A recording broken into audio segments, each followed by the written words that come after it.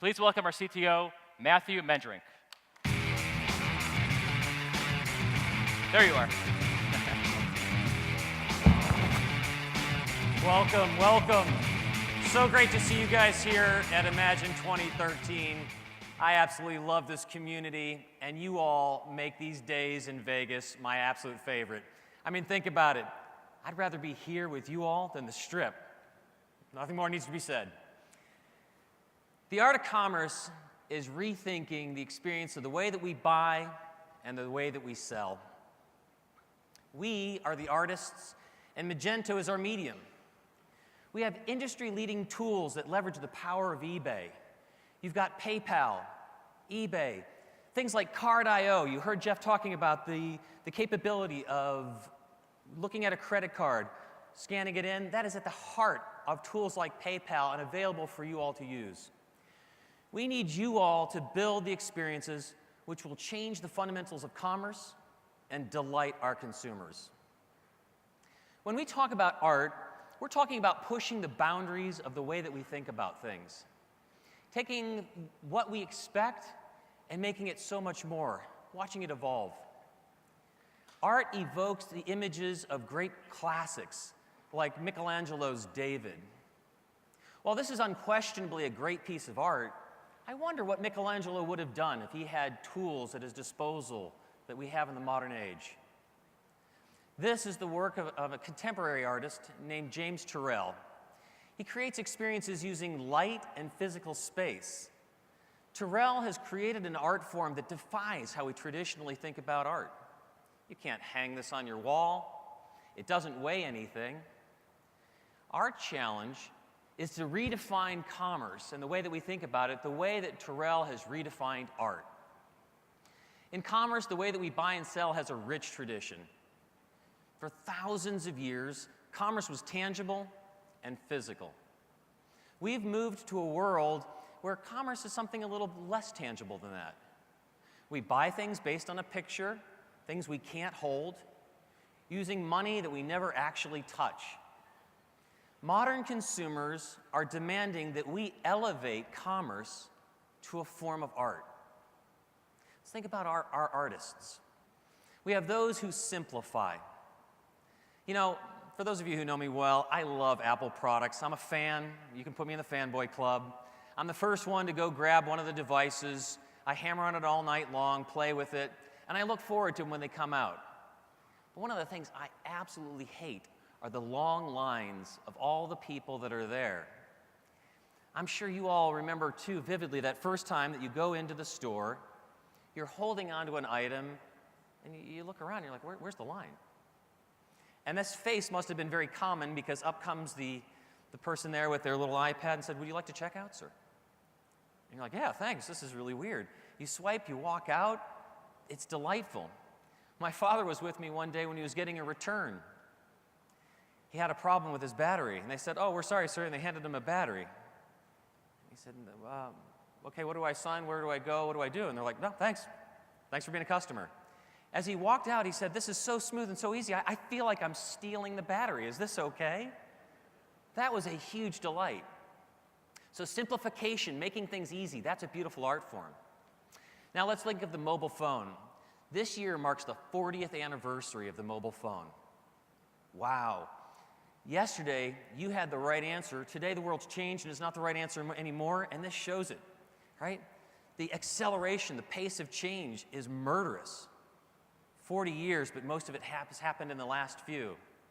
Somebody has rethought the experience of the mobile device and the communication, and the world's changed. But think about this mobile device. None of this technology was new. Touchscreens weren't new. Applications certainly aren't new. The web. Somebody rethought the entire experience of mobile commerce and combined things into a new way and elevated the entire field. We talk about personalization, we talk about curation.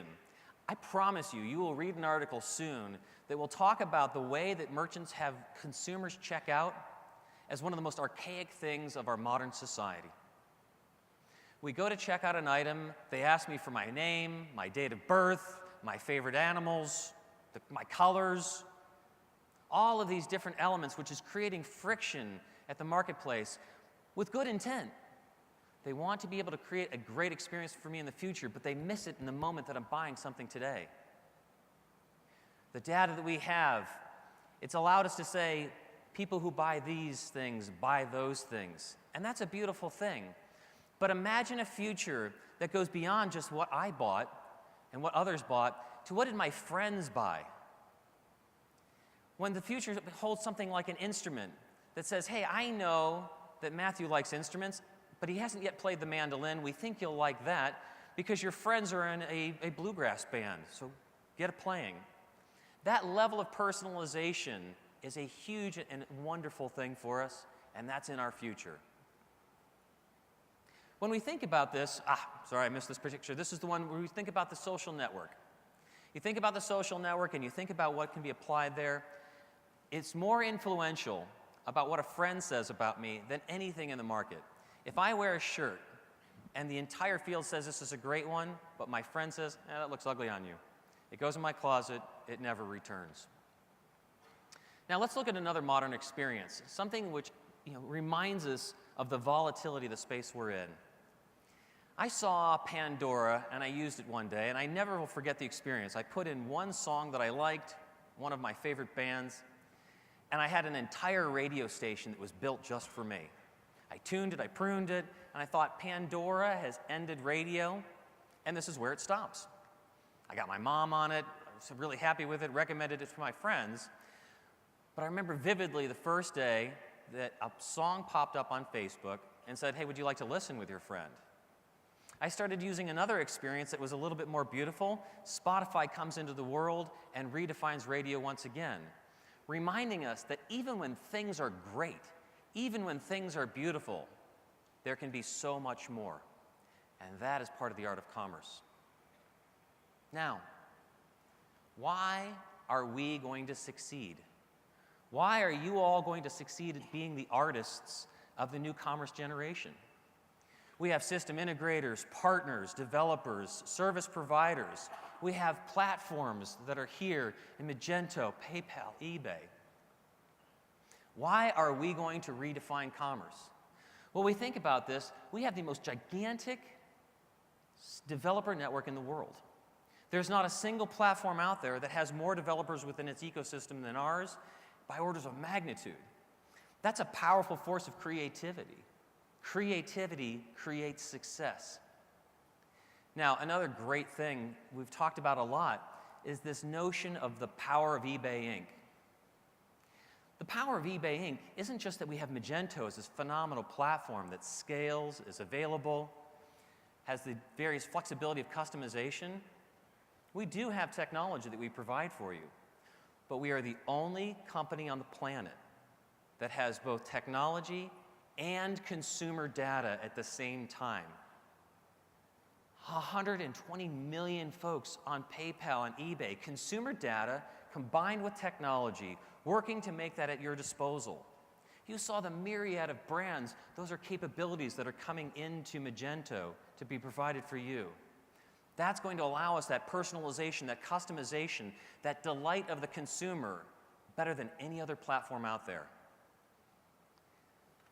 We've done this once, but it's time to rethink this. We have to challenge ourselves. Each and every one of you have to think about the creativity, the need of our consumers. I want to walk into Nordstrom's and I want to see my image in a 30-foot screen. I want Welcome Matthew. I want robots to come on out there with my data that's been pre-filled. I don't want to tell somebody how much I weigh. That system information's already in eBay. I want them to leverage that. I want this curation to come before me. I want these items to be there whipping around. I want to see the cloth, the color, the form. Somebody here has to build that. That is within our reach. When I walk out of that store with my mobile phone, I want it to know what I bought, and as I pass by another store, I want it to call out, we have something that matches that, come on in.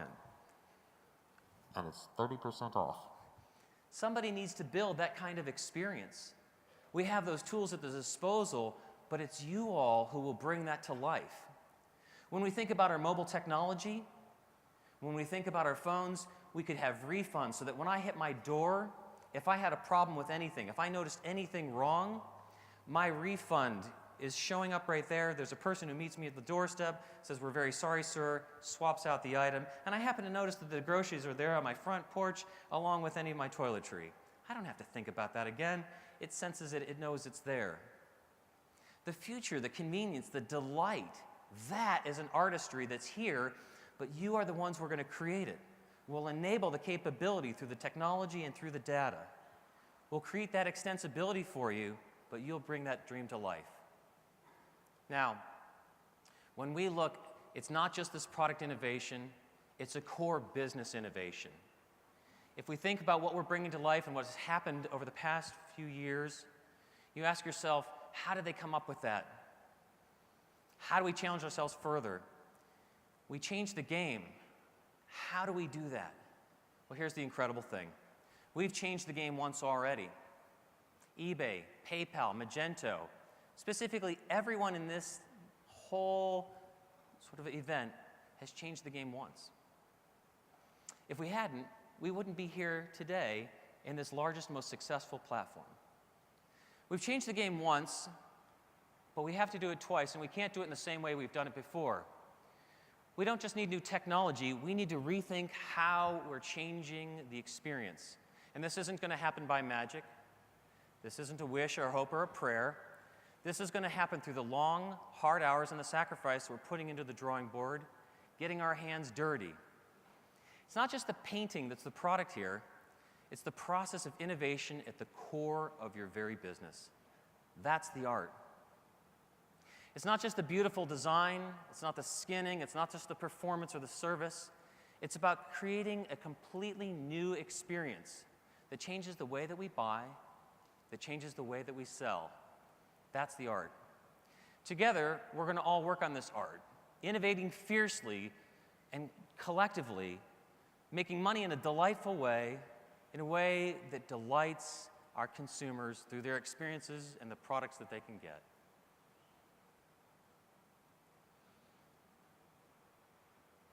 You know, the stage is actually quite beautiful. It's been remarkable all day. But I just have to wonder one thing. Could it be just a little better? Because that is the art of commerce.